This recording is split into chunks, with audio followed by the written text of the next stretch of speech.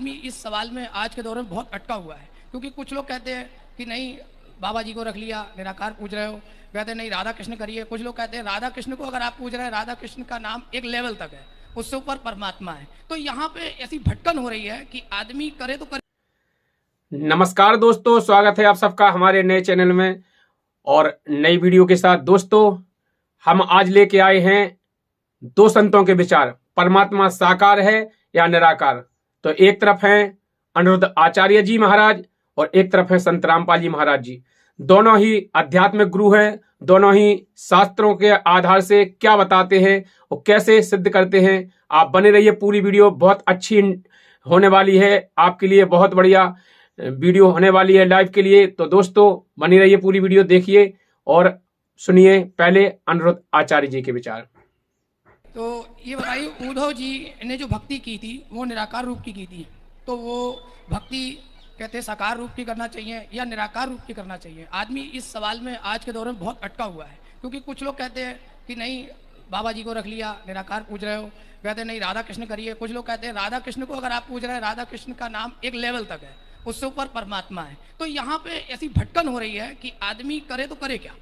भटकन सिर्फ अज्ञानवश हो रही है। हाँ, रस्सी में सांप कब दिखाई पड़ता है बताओ? हाँ, जब अंधेरे में लगेगा तो रस्सी में को सांप दिखेगा। जैसे अंधकार में रस्सी में सांप दिखता है, उसी प्रकार जब अज्ञान का अंधकार हो तभी ऐसा लगता है कि कृष्ण से ऊपर ब्रह्म है। अरे ब्रह्म, कृष्ण, परमात्मा, ईश्वर एक ही है, पर्यायवाची हैं सब। अब रही बात सगुण की और निर्गुण की, तो सुनो, रामचरितमानस में लिखा है सगुण ही अगुण ही नहीं कछु भेदा। ये बात शंकर जी कह रहे हैं माता पार्वती को कथा सुनाते समय। सगुण में और निर्गुण में कोई अंतर नहीं है। ये सगुण और निर्गुण क्या चीज है समझो। पानी निराकार होता, पानी का कोई आकार नहीं होता, पर वही पानी जब कटोरी में भर के आप फ्रिज में रख देंगे तो पानी बर्फ बन जाएगा। तो पानी का तो आकार नहीं था, पानी तो निराकार था, निर्गुण था, पर जब पानी बर्फ बना तो साकार हो गया। उसी तरह ईश्वर निराकार है, पर वही जब भक्तों के प्रेम की फ्रिज में कैद होता है तो वही निर्गुण निराकार भक्तों के प्रेम के लिए सगुण साकार बन के प्रकट हो जाते हैं। राम, कृष्ण, नरसिंह, वामन, कपिल, ये साकार रूप है भगवान के। और गुरुजी एक चीज़ और है ना, मैं आश्रम में गया था तो वहाँ हमारे जो आश्रम में गुरुजी जो देते हैं बताते हैं, तो वो ये कहते हैं कि भगवान की जो वहाँ तक है, और कहते हैं कि एक देवी है जो देवी से प्रकट हुई निरंजन, निरंजन से 2 पुत्र पैदा हुए। जो ये सारी चीजें भैया उनसे पूछना कि आप जो कह रहे हैं उसका आधार क्या, शास्त्र क्या कहते हैं। मन की बातें प्रमाणित नहीं मानी जाती। हमने मन से कुछ भी कह दिया, आपने भी कह दिया। शास्त्रों में क्या लिखा है? शास्त्रों में लिखा है कि सगुण हनुमान चालीसा, सॉरी, सुंदरकांड पढ़े हैं? नहीं, सुंदरकांड कभी पढ़ के देखना। सुंदरकांड में लिखा है सगुण उपासक परहित निरत नीति दृढ़ नेम ते नर प्राण समान मम जिनके ध्वज पर प्रेम। सगुण उपासक, राम जी स्वयं कह रहे हैं कि जो मेरी सगुण उपासना करता है वह भक्त मुझे अत्यधिक प्रिय लगता है, जो सगुण की पूजा करता है। तो दोस्तों आपने सुना अनिरुद्ध आचार्य जी के विचार। अब सुनिए संत रामपाल जी महाराज जी के विचार। अब आपको बताते हैं परमात्मा कैसा है। परमात्मा परमेश्वर वो साकार है, नर आकार है, मनुष्य सदृश्य है। और ये निराकार बताओ भगवान को, और वेद के साकार है, नर आकार है, मनुष्य सदृश्य है वो। अपनात्माओं, इसलिए परमात्मा कहा करते मोती मुक्ता दर्शत नाही, ये जग है सब अंदरे, दिखत के तो नैन चश्म इनका फिरा मोतिया बंदरे। ये दिख है विद्वान पुरुष और महर्षि को हमें, इनका मोतिया बंद है। जिसका मोतिया बंद हो आंखों में, आंखें तो दिखाई देती हैं जैसे बड़ा स्वस्थ आंखें हैं, सब कुछ दिखता होगा, लेकिन वो नपट अंधा है जिसका मोतिया बंद हो गया दोनों आंखों में। तो परमात्मा कहते हैं कि तुमने ये महर्षि दिखाई दे हैं, गुरु ब्राह्मण दिखाई देते हैं, ये मंडलेश्वर, इनका मोतिया बंद हो रहा है, इन्हें अपने सदग्रंथों में लिखी हुई सच्चाई का नहीं पता, और फिर निराकार कहते। अब दिखाते हैं आपको परमात्मा की सारी स्थिति, देखिएगा। ऋग्वेद मंडल नंबर 9, ऋग्वेद मंडल नंबर 9 अब दिखाते हैं, और सूक्त नंबर 86। भगवान साकार है या निराकार है, वो कैसी लीला करता है। ये है ऋग्वेद मंडल नंबर 9-10 इकट्ठा अनुवाद है। ये है सार्वदेशिक आर्य प्रतिनिधि सभा, महर्षि दयानंद भवन, रामलीला मैदान, नई दिल्ली से ये प्रकाशित है। और ये मुद्रक है Prince offset printer 1510 Pataudi house Daryaganj नई दिल्ली से ये छपा है, छप्पा खाना इसका ये। और देखना है ये है ऋग्वेद मंडल नंबर 9 और सूक्त 86 का मंत्र नंबर 26। इसमें लिखा कि यज्ञ करने वाले यजमानों के लिए परमात्मा, यज्ञ करने वाले माने धार्मिक अनुष्ठान यानी साधना करने वाले, यजमान माने भक्तों के लिए परमात्मा सब रास्तों को सुगम करता हुआ उनके विघ्नों को मर्दन करता है और उनको पवित्र करता हुआ और अपने रूप को सरल करता हुआ वह कांति में परमात्मा।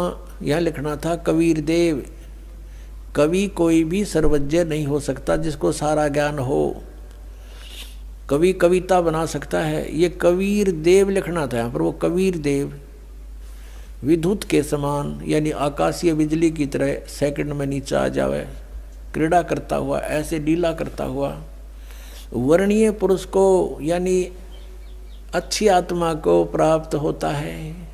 अच्छी आत्मा को आके मिलता है वो, जैसे आदरणीय धर्मदास जी को मिले, आदरणीय नानक साहिब जी को मिले, आदरणीय मुलुकदास साहिब जी को मिले, आदरणीय दादू साहिब जी को मिले, आदरणीय गरीबदास साहिब जी गांव छुरानी जिला जद्दर हरियाणा वाले को मिले, आदरणीय गीसा दास साहिब जी गांव खेखड़ा यूपी मेरठ वाले को मिले। तो अच्छे पुरुष को आकर प्राप्त होता है। वो कहाँ रहता हो भगवान? 27वें श्लोक में ऋग्वेद मंडल नंबर 9 और सूक्त नंबर 86 का 26 पढ़कर हम 27 में पा गए।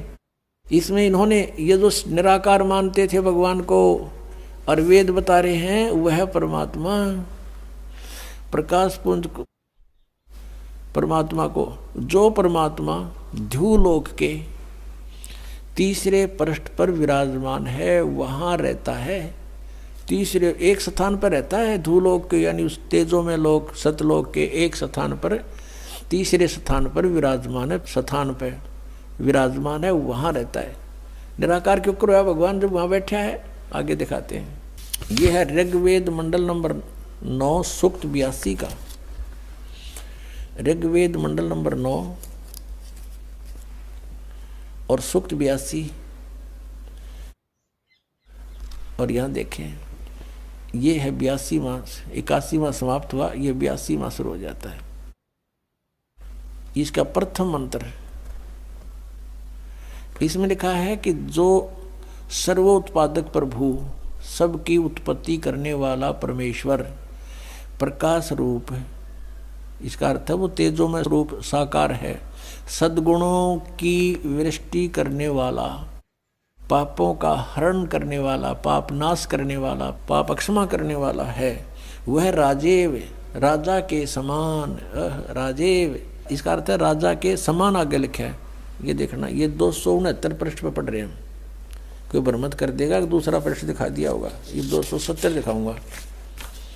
ये देखो 270 यहाँ लिखा है। 82 का पहला पढ़ रहे हैं, 82 का 9 के 82 का। राजा के समान दर्शनीय है, वो देखने जोगा है, विजिबल है, वो साकार है, राजा की तरह तो मनुष्य जैसा ही हुआ। और वह है पृथ्वी आदि लोक लोकांतरों के चारों ओर शब्दमान हो रहा है। वह वर्णीय पुरुष को, वर्णीय माने अच्छी आत्मा को, श्रेष्ठ पुरुष को, जो दृढ़ भक्त है, जो दृढ़ भक्त है उसको पवित्र करता हुआ प्राप्त होता है। जैसे आदरणीय धर्मदास साहिब जी को जो दृढ़ भक्त थे उसके बाद डगमग नीवे, आदरणीय मुलुकदास साहिब जी को, आदरणीय दादू दास साहिब जी को, आदरणीय गरीबदास साहिब जी गांव छुड़ानी जिला जज्जर हरियाणा वाले को, और आदरणीय गीसा दास साहिब जी को गांव खेखड़ा मेरठ यूपी वाले को। ये दृढ़ भक्ति आज तक डगमग नहीं हुए, दुनिया को हिला के रख दिया इन्होंने। इनको भगवान में ले आकर के को पवित्र करता हुआ प्राप्त होता है वर्णीय पुरुष अच्छी आत्मा को। जिस प्रकार विद्युत माने आकाशीय बिजली स्नेह वाले स्थानों को आधार बनाकर प्राप्त होता है। देखो कितना स्पष्ट किया इन्होंने। ऋग्वेद मंडल नंबर 9 और सूक्त नंबर 81 में कति कंसेप्ट क्लियर कर दिया कि वो परमात्मा राजा की तरह देखण जोगा है। राजा का अर्थ है कि वो शक्तिशाली होता है, मनुष्य सदृश ही है, राजा के समान है और साकार है, देखण जोगा है। और वो अच्छी आत्मा को वहाँ से चलकर आकर मिलता है ये। और जो दृढ़ भक्त होते हैं उनको मिलता है, अन्य को नहीं। जैसे आकाश की बिजली, आकाशीय बिजली गिरती है वो किसी वस्तु पर गिरती है जहाँ उसका विशेष अट्रैक्शन बनता है।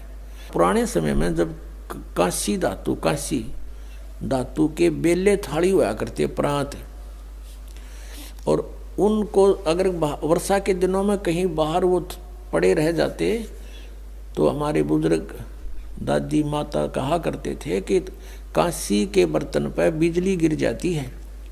जब उसका संयोग होता है ऊपर से गिरने का तो वहाँ अवश्य उसी को तुरंत वहीं आकर के अट्रैक्ट होती है, उस कारण उस खिंची आती है, उसी पर गिरती है। उसको उठवाकर अंदर रखवा दिया करते थे। तो कहने का भाव ये है कि परमात्मा उस बिजली की तरह जैसे वो अपने विशेष जिस पर वो आकर्षण होता वहीं गिरती है, ऐसी स्थिति से परमात्मा उन दृढ़ भक्तों को आकर मिलता है जो मिलन योग्य हों, जिनको वो उनसे आकर्षित होता है, ताकि ये मेरी आगे बढ़ा सके, इस ज्ञान को काल के जाल को हटा सके, मेरे प्यारी आत्माओं तक ये संदेश पहुंचा सके। और उनका क्या कर ले, आंखें देखें जब भी ना मानो न भगवान मिल लेगा, उन्हें तो काला मिल लेगा जहाँ ये रह रहे हैं। तो दोस्तों फैसला अब आप लोगों के हाथ में है। आप लोगों ने दोनों संतों के विचार सुने हैं, कौन सही बता रहा है, कौन गलत बता रहा है, कौन सही प्रमाणित कर रहा है, कौन नहीं कर रहा है। ये कमेंट बॉक्स में आप अपनी राय जरूर दें और बने रहें हमारे साथ। फिर नेक्स्ट वीडियो के लिए, जब तक के लिए धन्यवाद।